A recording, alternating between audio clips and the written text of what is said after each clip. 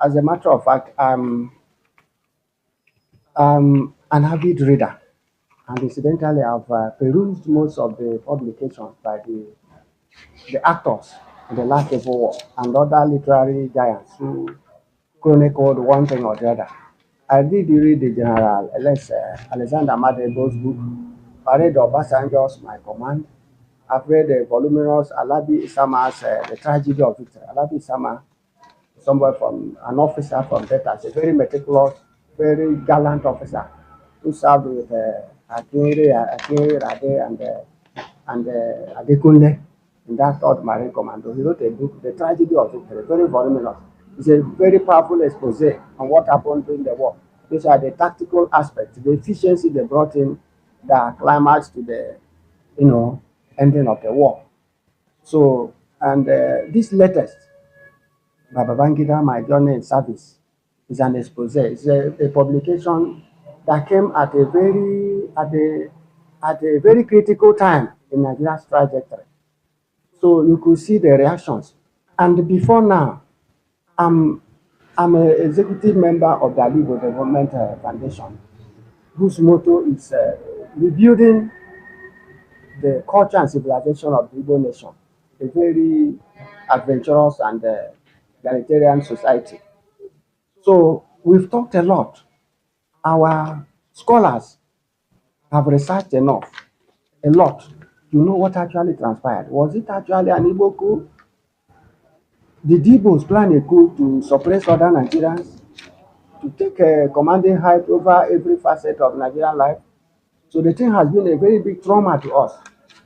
So at the ADF, Ali Igbo Development Foundation, the researchers, the publications department, they set up a committee, including scholars.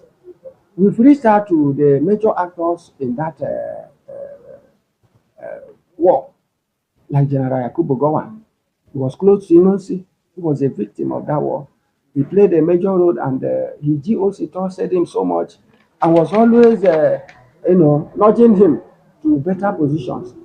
So we've made a rich team say, what actually happened? Let's have your perspective. Let's be sincere with this very particular issue. We want to know, was it actually an Igbo coup? Even there was a soldier that was buried a few years ago from the Middle Belt, from Jos. So in one of the obituary publications, they said he played a commendable role during the Ironsi coup. In fact, we were so livid with anger at the ADF Secretariat in Enugu. We said, how could these people have continued to refer to this as an Igbo coup?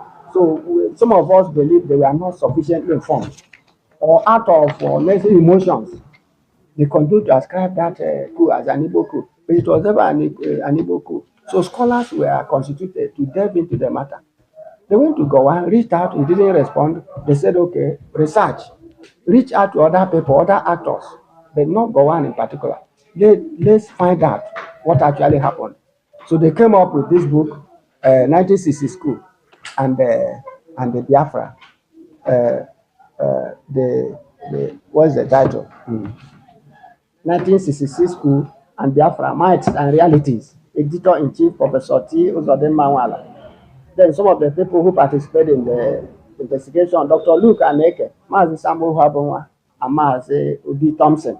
These are eggers, scholars, great minds. So they researched and came up with this publication. This is a treatise. You need to read this book to appreciate the sincerity of purpose our officials put up in coming up with this publication.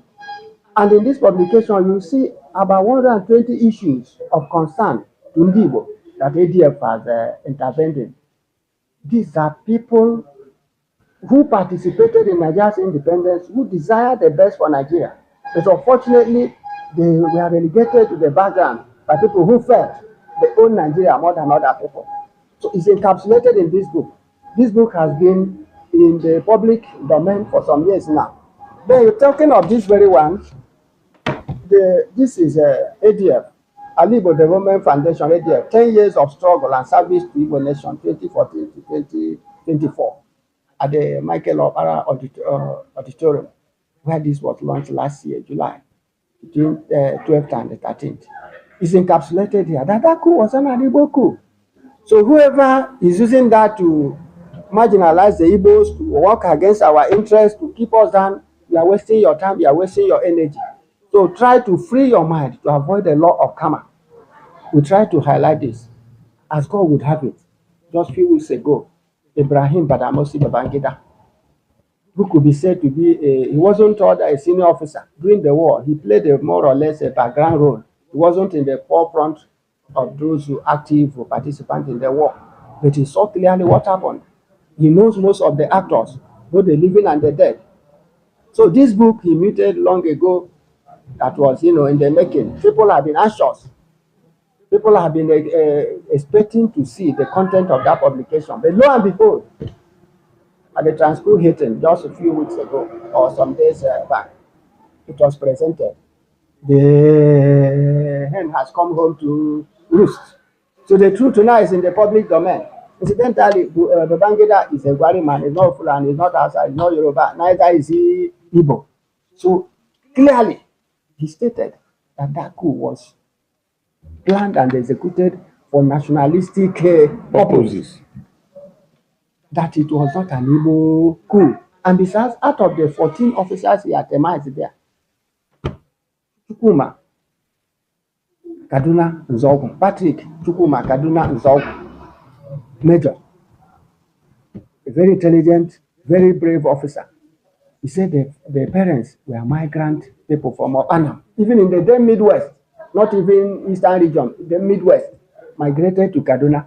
They spent a greater part of their time in Kaduna. He was born and brought up there. IBB said he was more outside than even Igbo. He related with them. He behaved like one of them. And then that he was Igbo by name. And of all the 14 officers, it's only most of them last wanted from Middlebelt, Uchefu from Middlebelt, from Benue, and all the rest of them. All the ethnic nationalities in Nigeria were involved, mainly Yoruba. He listed them. Out of the 14, only 2 were Igbos. And he said Obienu, who was one of the coup plotters, Obienu, that Obienu was against the coup. He didn't want the coup plan. Jupu himself, who was a brigade commander, was in Kano. That most of the Igbos were against that coup. They never went at the coup. That it was done primarily to bring Awolowo out from prison and restore him as the president of Nigeria. So, but the aspect Babangida, for reasons best known to him, he refused to highlight. Of course, we've watched video by the Ogene of Obosi. He was one of the actors who participated in the war. He has released the video. We've seen it. He said they were used like Colonel Anofra, who killed Ato Unebu, the Amore commander, the commander in charge of Amore, an Igbo person. He was not interested in that coup. He didn't want them to control the coup. They said we should open the Amore for us to take ammunition to execute what we are planning. The man refused. They slaughtered him. They killed Unebu. Then Anofra, one of the officers, Babangida didn't disclose this in his book, but he knows why he refused to do that. Because of his interest, because of where he's coming from. But Nwobosi said it. It's a public domain. That they were, Nwobosi said that those of them in the military, because of the radicalism of the government in power, then that we are using the soldiers to suppress people whose faces they don't like, because they wanted to promote a particular religion. Nwobosi said even those of them whom they were asked to maltreat in the Midwest, in the Southwest, they refused. The Igbo officers refused to maltreat those Yoruba people. They rather provided them safety, secured their lives in the barracks. No, Babangida didn't disclose it in what Nwobosi said it in his. Then what of Middlebelt? Through the TV revolt and all that.